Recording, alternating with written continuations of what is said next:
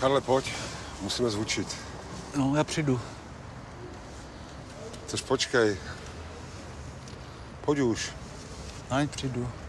Přijdeš? Zavři, mě je zima. Mně je taky zima, pojď. Šef sedí ohřát, já si ještě posedím tady a přijdu. Což neblázni. Ty nepřijdeš. Přijdu.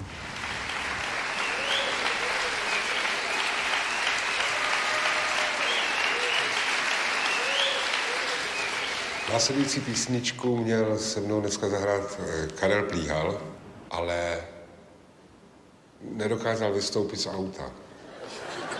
Až půjdete z koncertu, tak se můžete na něho podívat a můžete ho pozdravit, ale on prostě, že se bojí, no. Nevím, já se taky bojím, ale on se dneska asi bojí moc. Takže já mu následující písničku zahraju, když se tak bojí. Papoušek a narazobákem z krabičky vytáhl mi na pouti los. Stálo tam čeká tě kytara, sláva a písničky, smůla a rozbitý nos.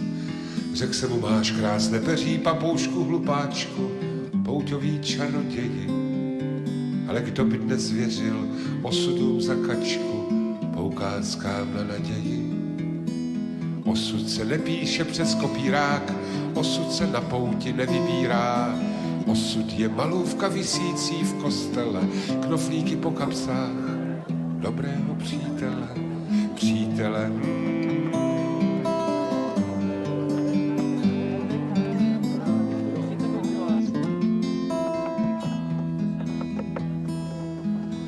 S rukama nad hlavou sám sobě rukojmí, vojácný o vlastní strach.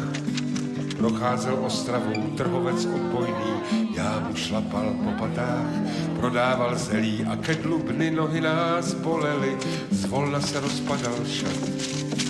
On ploukl na bubny a já na činely, tak jsem se naučil hrát. Osud se nepíše přes kopírák, osud se na pouti nevybírá.